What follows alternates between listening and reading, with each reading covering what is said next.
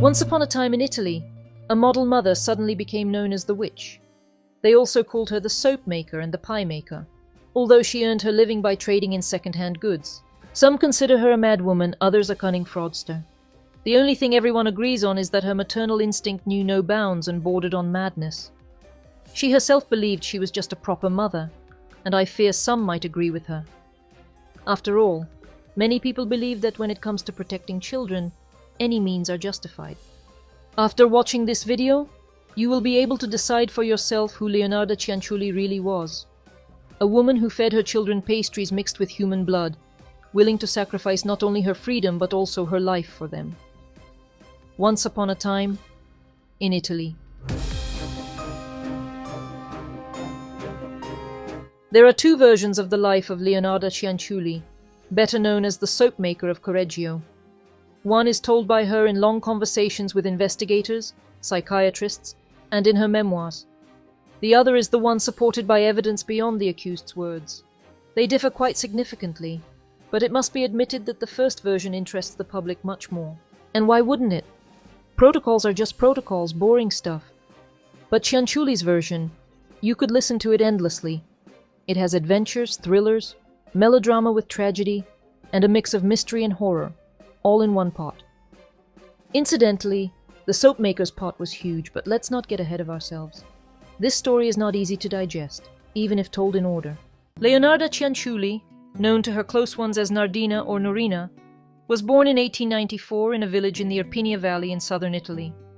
Her father, Mario Cianciulli, was a cattle breeder, and her mother, either Serafina Marano or Emilia Dinolfi, but in any case, an aristocrat.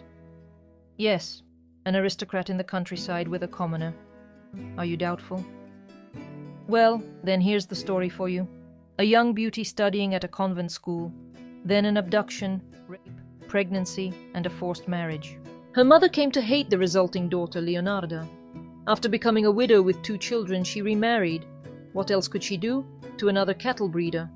She ended up having 6 children, with Leonarda being the youngest. Yes, at the same time the first child in the family and the 6th. So what? In this story, the details rarely add up, so get used to it. So, the girl adored her father. He was a good man, harsh, a drinker, abusive, unloving, and, to Nardina's great sorrow, died early. Her stepfather was even worse. Or perhaps it was the cattle breeder who was her stepfather. Oh, it doesn't matter. What's important is that her mother was worse than any stepmother. Cold, harsh, intelligent. She also beat her, didn't love her, and reproached her for every crumb of bread and the very fact of her birth. Nardina's only family were her dolls. The girl often fell ill, suffered from epileptic seizures, and felt lonely and deeply unhappy. She even tried to end her life several times, but always unsuccessfully. Once she was pulled from the noose just in time, another time the rope broke, and swallowing a bra bone and bits of glass had no effect. And her mother, what a witch, only lamented aloud that her daughter survived, and eventually cursed her. Here's another story. Her mother betrothed Leonarda to a cousin, but she broke free and fell in love with another man, marrying him against her parents' wishes. And so, along with the wedding orange blossom crown, her mother's curse fell upon the bride's head. As if that wasn't enough, a gypsy foretold prison and the death of her offspring. So the poor girl had no choice but to preempt fate by committing a minor theft, just to get the prison part out of the way. As for the children, please take note, your honors. I dearly wanted children.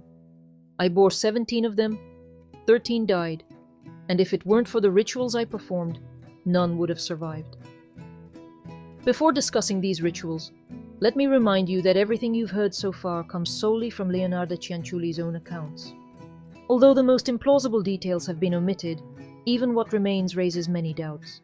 If we consider only the facts verified by documents or corroborated by other witnesses, the picture is somewhat different. The police first took notice of Leonarda Cianciulli when she was 14. She was involved in prostitution. Whether it was at her mother's behest or merely with her consent is unclear, but the supposedly aristocratic mother did not disdain her daughter's earnings.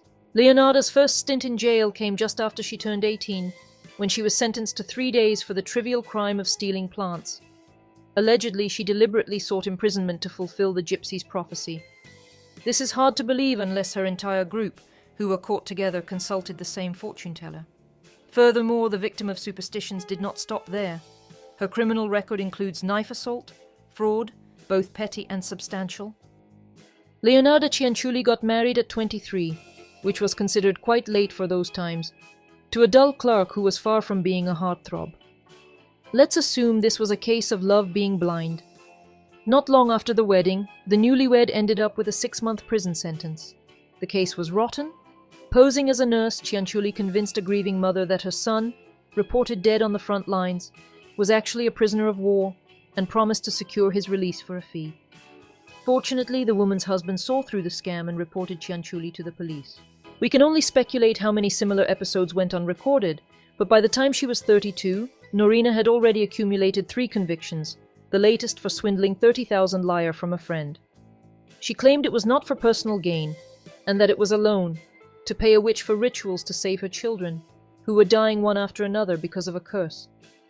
Because as noted earlier, out of 17 pregnancies, she had 3 miscarriages, 10 died in infancy, and if she hadn't resorted to witchcraft... Hold on a second, Signora Cianciulli. Your eldest surviving child was born in 1919 and you borrowed the money in 1926.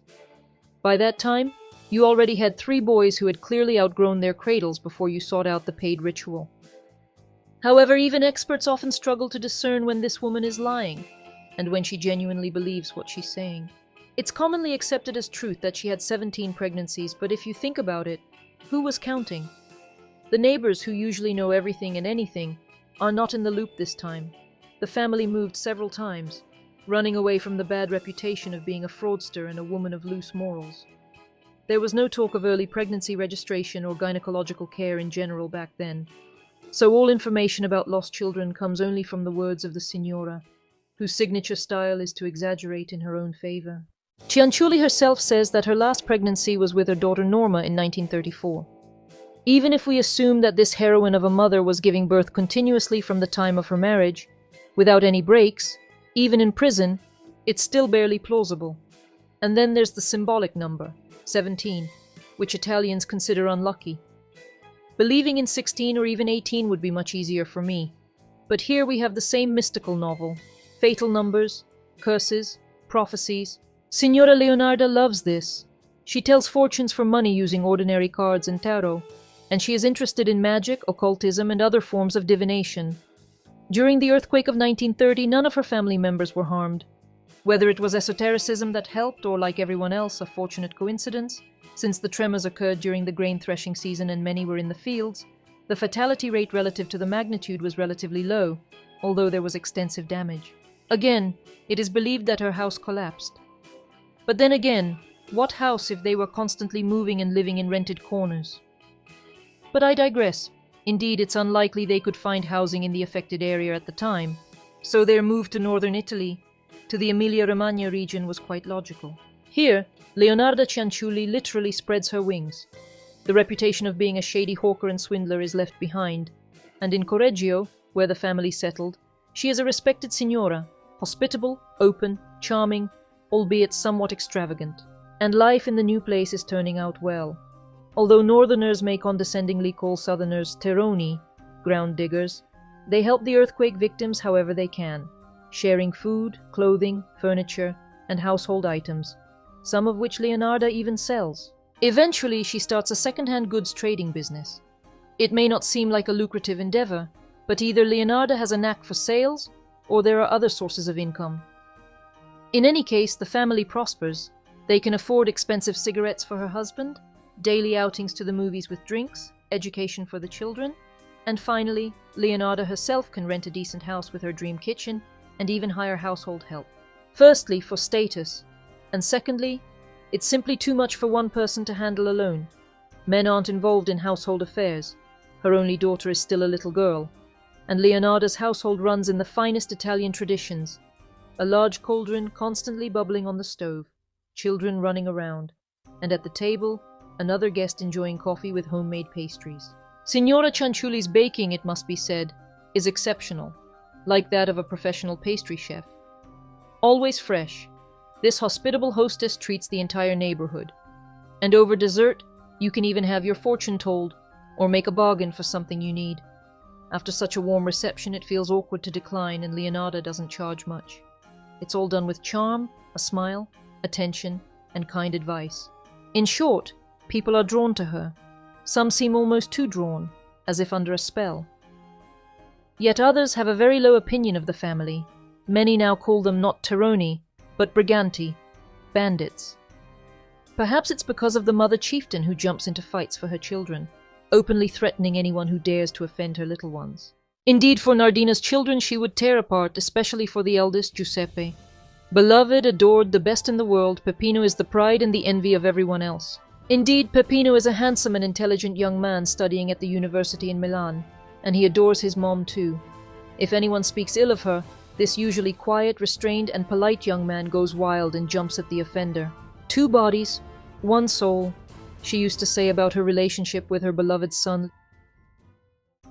Oh, they talked about them in Correggio even more so. Even by the standards of Italians who are prone to kisses and hugs, the relationship between Norina and Peppino seemed unusually warm. There were even rumors that Leonarda Cianciulli's youngest daughter, Norma, was not only Giuseppe's sister but also his daughter. Well, gossip knows no bounds, and there were no genetic tests back then, but it seems Leonardo had lovers. Whether it was because of them, constant quarrels, or simply the weight of it all. Somewhere in the early 1940s, Leonardo's husband quietly disappeared. However, she probably didn't notice. War was in the air, and her middle son Beppe received a military draft notice. In general, Your Honor, everything Leonardo did this year, she did for the sake of saving her beloved offspring. It's not the first time for her.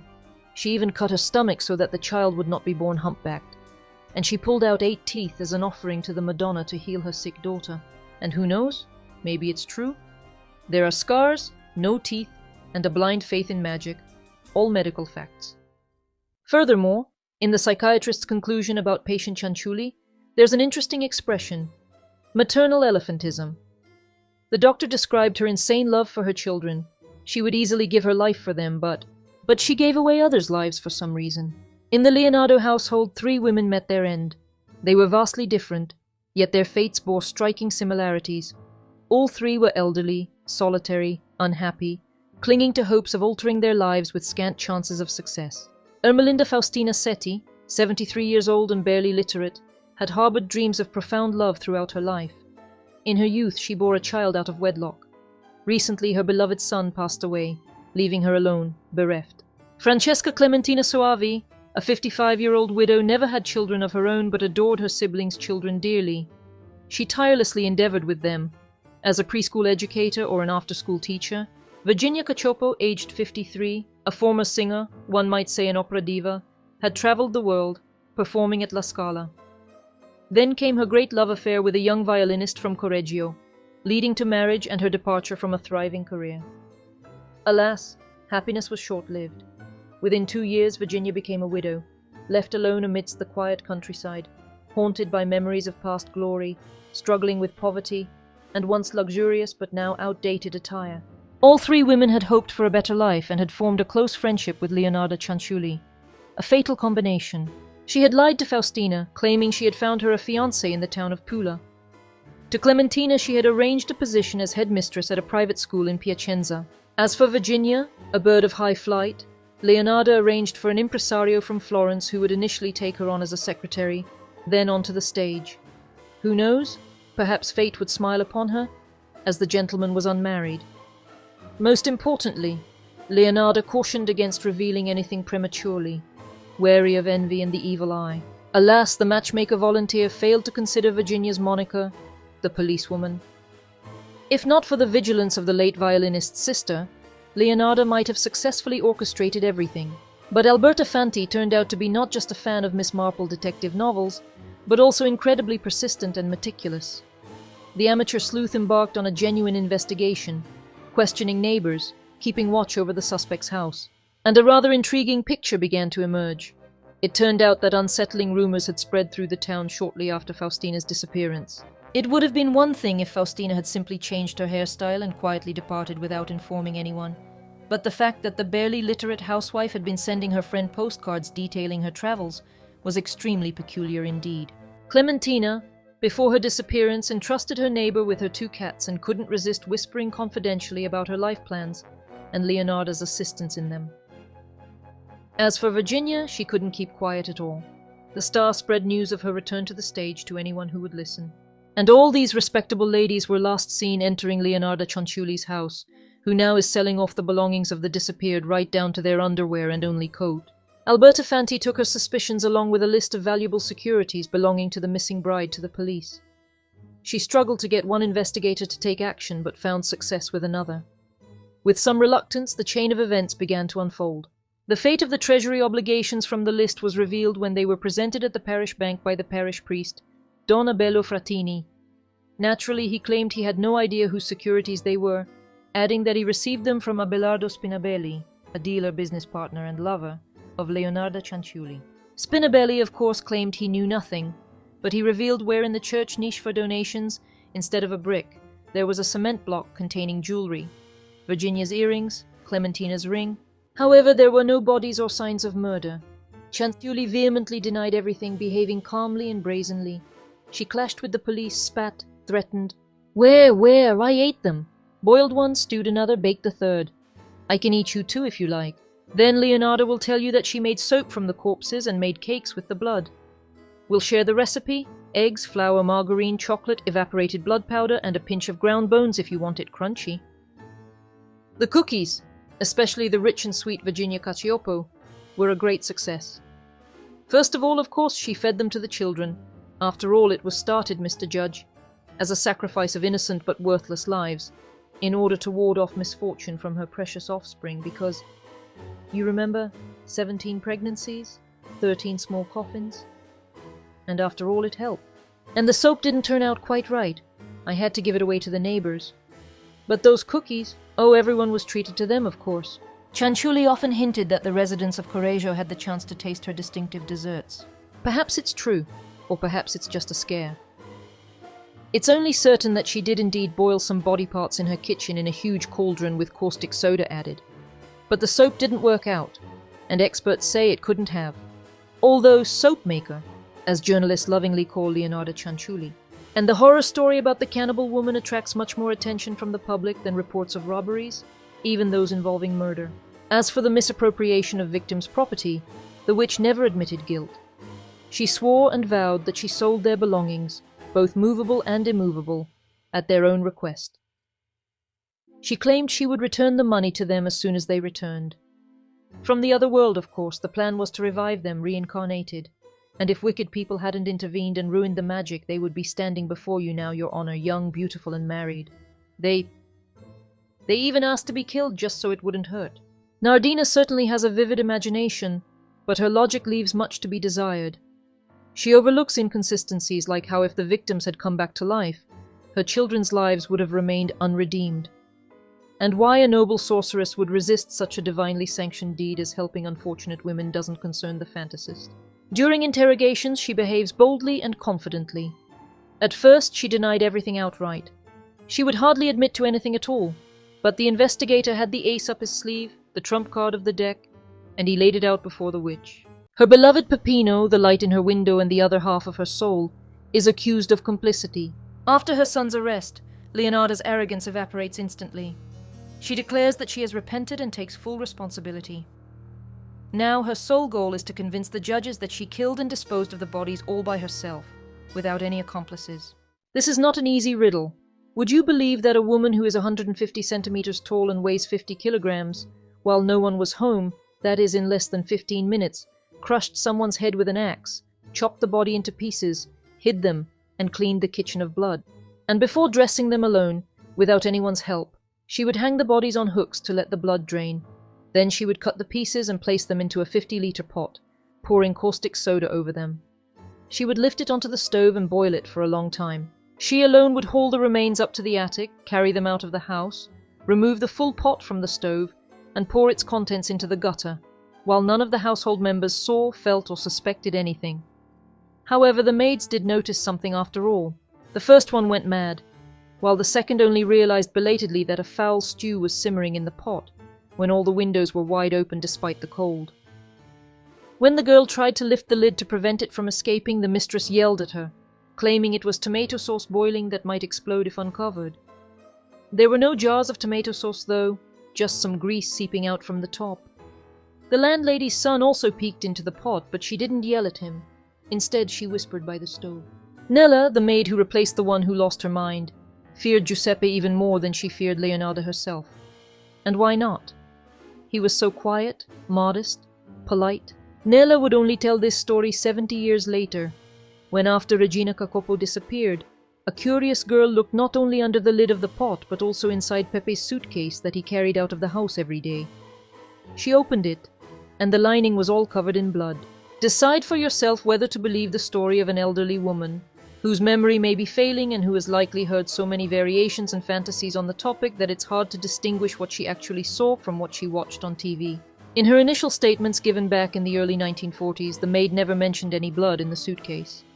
She brought up many other suspicious details, but these could only stretch as far as circumstantial evidence.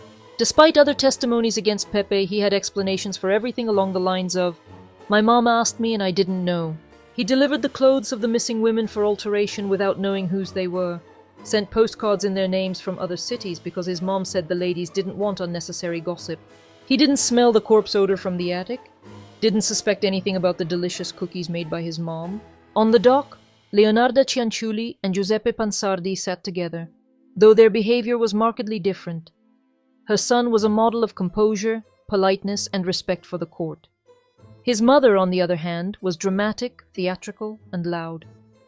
At times she acknowledged her shame by wringing her hands, and at others she pressed them to her chest, appealing for understanding as a sorrowful mother. But she stood firm to the end on the assertion that she acted alone, and her precious son had nothing to do with it. They didn't believe her, and likely wouldn't have believed her, had it not been for the investigative experiment conducted incidentally by a doctor who visited the prison to examine Cianciulli. During the visit, she took the opportunity to demonstrate with her hands on her cellmate how she struck, dragged, and cut in specific places, managing it all in just 12 minutes. Observing her resolute hand motions, the medic concurred. Leonarda could indeed have done it all alone.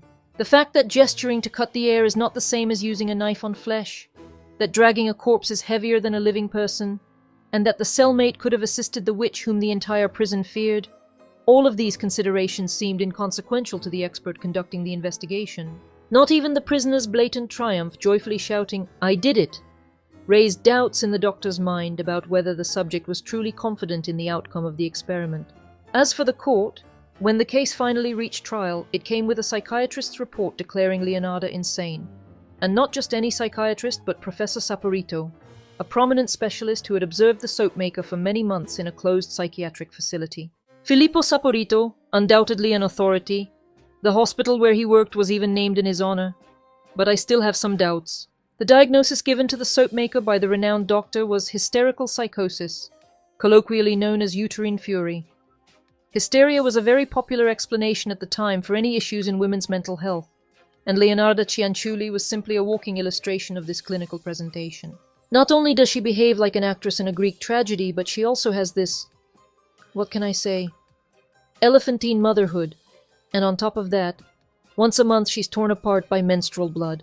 These days, such manifestations are attributed to severe endometriosis. It's proven that there's no direct influence of the uterus on one's psyche, and the diagnosis of hysteria is considered outdated.